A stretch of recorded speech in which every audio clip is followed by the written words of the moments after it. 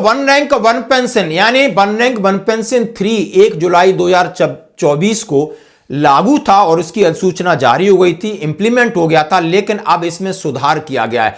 अब सुधार की मांग क्या थी, उन्होंने क्या सुधार किया, इसके ऊपर बात करेंगे। अगला वन रैंक वन पेंशन कब आएगा, उसमें क्या क्या चीजें बदल सकती है, इसके ऊपर बात करेंगे। तो सबसे पहले ये जो वन रैंक वन पेंशन का एक लेटर निकला है भारत सरकार, government of India, ministry of defence, पूर्व सैनिक कल्याण विभाग की तरफ से निकला है 13 अक्टूबर 2025 का। चीफ ऑफ डिफेंस स्टाफ, थल सेना अध्यक्ष, नौसेना स्टाफ के प्रमुख और वायुसेना। वन रैंक वन पेंशन के अंतर्गत रक्षा बल पेंशन भोगियों, पारिवारिक पेंशन भोगियों की पेंशन में 1 जुलाई 2024 से संशोधन के संबंध में, यानी इसमें कुछ उन्होंने कहा है कि हमसे मिस्टेक हुई है, उनको सुधारा गया है। अब इनने क्या सुधारा है वो हम आपको टेबल वाइज दिखाएंगे। आखिर सुधारने की आवश्यकता क्या थी वो सुधारेंगे। सबसे पहले मैं बात करूंगा वन रैंक वन पेंशन क्या प्रीमेचर रिटायरीज को मिलेगी। तो अभी तक प्रीमेचर रिटायरीज के बारे में जितने लेटर और ज्ञापन दिए गए, सरकार की तरफ से कोई जवाब नहीं आया है। दूसरा सवाल, क्या हमें जिस तरीके से उन्होंने एवरेज करके दिया है, हमें मैक्सिमम पे दिया जाएगा, जैसे कि वन रैंक यानी रैंक सेम रैंक, चाहे वो आर्मी का है, एयरफोर्स का, नेवी है, सेम लेंथ ऑफ सर्विस है, उसका मैक्सिमम वेज पे लेना चाहिए था, इन्होंने एवरेज किया है। अब एवरेज करके जो फिक्स किया है उसके आंकड़े आपने लगभग ओआरओपी 1 में देखे, 2 में देखे, 3 में देखे। अब उनसे ऐसे लगता है कि वो जो रॉ डाटा है उसके लिए डिमांड की गई, आखिर कैसे वर्कआउट किया, जरा हमें दे दो, तो सरकार देने को तैयार नहीं है।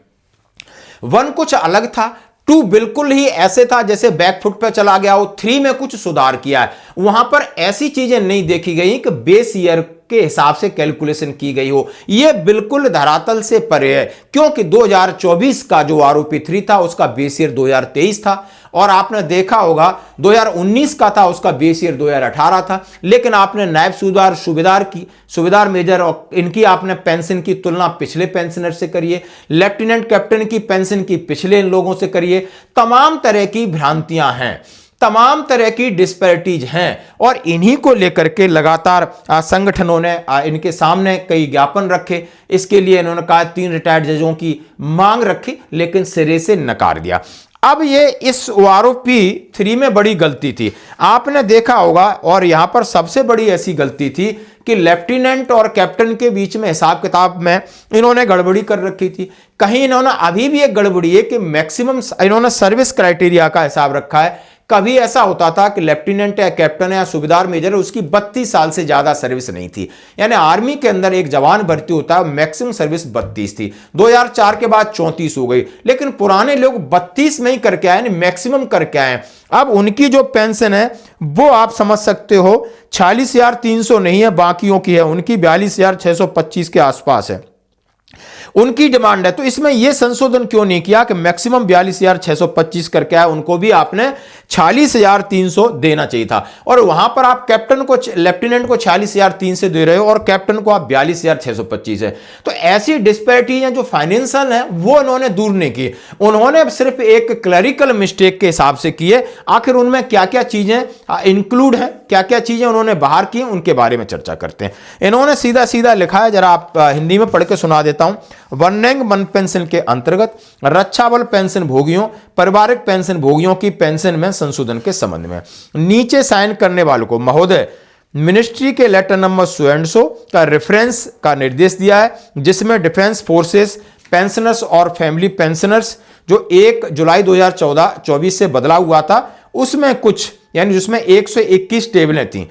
टेबल्स की जांच के दौरान देखा गया कि कुछ टाइपिंग की गलतियां हैं, फॉर्मेटिंग की दिक्कतों की वजह से अनजाने में कुछ गलतियां हुई हैं। टेबल नंबर 11 का उल्लेख किया उन्होंने। टेबल नंबर 11 में उन्होंने कहा है क्वालिफाइंग सर्विस, टेबल नंबर 11 में कॉलम 4 में क्वालिफाइंग सर्विस 0.5 साल यानी 6 महीने से 32 साल के लिए दिखाई दी गई है, और पेंशन की दरें असल में क्वालिफाइंग सर्विस 1.5 साल से 33 साल के लिए हैं। इस वजह से क्वालिफाइंग सर्विस 32.5 साल और 33 साल उससे ज्यादा की दरें जीरो के तौर पर दिखाई गई हैं, जैसा कि आप देख सकते हो, जिसमें आपने लेफ्टिनेंट, कैप्टन, मेजर सबको दिखाया गया है और इन्होंने 33 साल एंड अबो तक किया गया है, जहां लेफ्टिनेंट की 40,300 है और कैप्टन की भी 40,300 है। तो इसमें दोनों की सेम क्यों की गई आखिर में 40,300? इनमें रैंक के हिसाब से बदलाव क्यों नहीं किया गया? बहुत सारे सवाल इसमें उठते हैं, लेकिन इसमें अभी भी सब गोलमोल है जो मैंने जितना पढ़ा है। तालिका नंबर 26 में लेफ्टिनेंट कर्नल के पद के लिए 33 वर्ष और उससे अधिक की योग्यता सेवा के लिए पेंशन को आरोपी दरें मुद्रित नहीं की गई हैं। यानी ये आप लेफ्टिनेंट कर्नल के लिए अब उनकी लेंथ ऑफ सर्विस तो ज्यादा हो जाती है क्योंकि एज के हिसाब से, तो वो उसमें सुधार किया गया। तालिका संख्या 48 और 94, इन तालिकाओं में सिपाही, ऑनरी नायक, नायक, टीएस नायक, ऑनरी हवलदार, हवलदार, ऑनरी नायब सूबेदार, आर्टिफिसर 3, नौसेना नायब सूबेदार, सूबेदार समकक्ष रैंक के लिए अधिकतम शर्तों से परे आरोपी दरों का उल्लेख किया गया।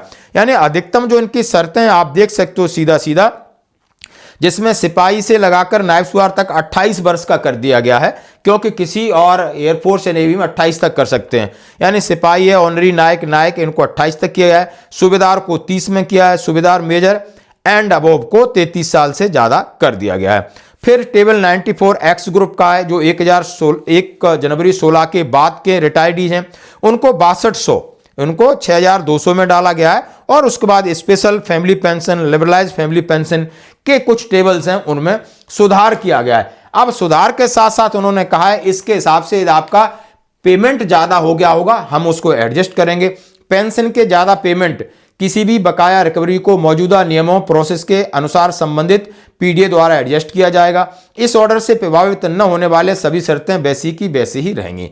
इसे इस मंत्रालय के वित्त प्रभाग की सहमति से एमओडी की सुएंडसो संख्या 11/9/2025 के अनुसार जारी किया गया है। और ये आपने देखा होगा गोपाल सिंह है। तो ये लेटर वायरल हो रहा है, हमसे पूछा इसका क्या असर पड़ रहा है, तो इसका असर पढ़ने वाली चीजों पर तो इन्होंने असर डाला नहीं, और जहां नहीं पढ़ने वाली चीजों को असर उन्होंने डाला है। अब मैं बात करूंगा अगली वन रैंक वन पेंशन, जो कि आपकी जुलाई 2029 में होगी। अच्छी बात है कि वहां आपके पास आम जनरल इलेक्शन का भी बिल्कुल चलता रहता है हिसाब किताब, यानी देश का अगला प्रधानमंत्री कौन होगा वो भी ये तय ये देश करेगा। और उसके साथ साथ लगभग 28, 27, 28 के पास आपका पे कमीशन की भी घोषणा होगी। तो दोस्तों निश्चिंत रहें कि कम से कम चुनाव के मौके पर ये चीजें होती हैं तो सरकार ये चुनाव पर ही पैसा देती है। बिहार में 10-10 हजार बांटे, मध्य प्रदेश में बांटे, महाराष्ट्र में बांटे, करोड़ों रुपए बांटे, अपनी सीट बचा ली, 5 साल के लिए सुरक्षित हो गए। फिर चुनाव आएंगे, फिर आपको लॉलीपॉप दिया जाएगा। तो भगवान का शुक्र है कि हमारी ओआरओपी वाला जो लॉलीपॉप है वो आम इलेक्शन, जो जनरल इलेक्शन है लोकसभा के, उनके साथ फिट बैठता है। तो वहां पर सरकार कोई पंगा लेगी नहीं। सरकार भी अभी जानती है कि सेना का इंपॉर्टेंस बढ़ रहा है, भूतपूर्व सैनिक भी ज्यादा क्रिएटिव हो रहे हैं, सोशल मीडिया भी क्रिएटिव हो रही, तो सरकार पंगा नहीं लेगी। जैसा सरकार का काम करने का तरीका है। आपका क्या प्रतिक्रिया है, जरूर कमेंट्स करें। धन्यवाद।